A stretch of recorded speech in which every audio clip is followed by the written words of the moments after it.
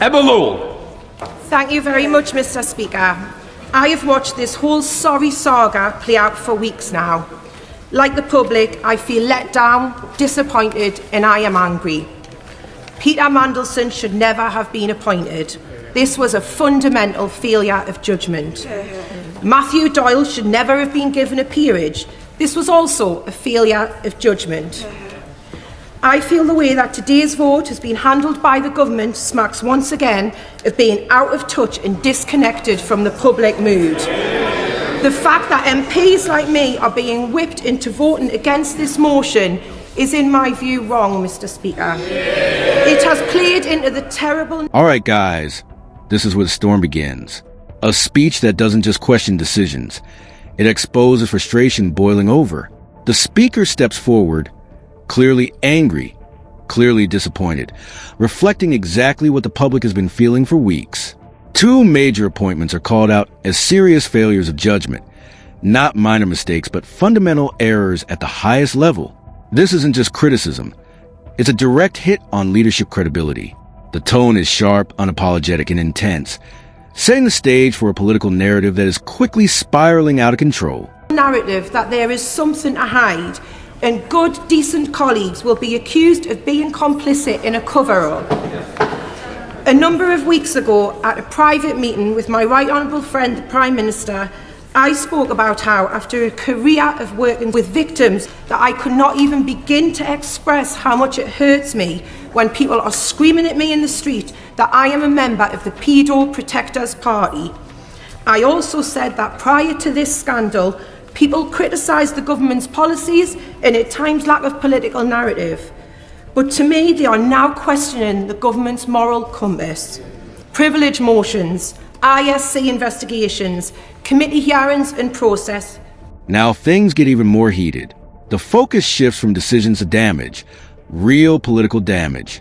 The government is accused of being completely disconnected from public sentiment, forcing its own members into uncomfortable positions.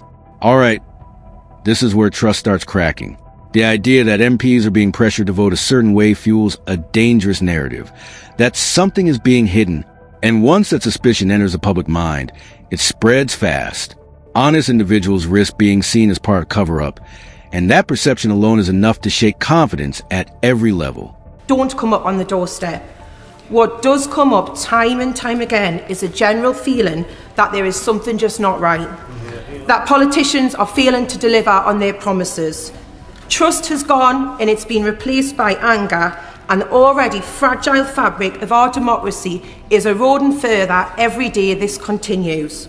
So I can't understand, Mr. Speaker, why the Prime Minister doesn't refer himself to the committee with a clear statement that he is doing so to clear his name. One quick session of the committee could surely see this matter concluded. Instead, it will now drag on and dominate every headline and interview. It will overshadow and undermine every good... This is the emotional core of the story. The speaker reveals personal impact. Years of working with victims now overshadowed by public outrage and accusations. Imagine being confronted in the streets, labeled, attacked, questioned. This isn't just politics anymore, it's personal. All right, guys, the real issue surfaces here. The moral compass of leadership is under fire. People aren't debating policies anymore. They're questioning integrity. Trust, once fragile, is now collapsing, replaced by anger.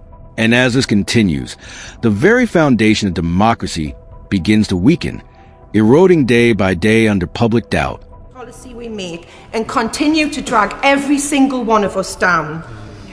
Whether any Prime Minister misled the House or not is not a matter for the Foreign Affairs Select Committee, nor is it a matter for the Intelligence and Security Committee. It is a matter for privileges. That's why such a committee exists. It may be that opposition parties are using this motion today to box Labour MPs in, but I'm not angry about that. That's politics. Some of us here would do the same.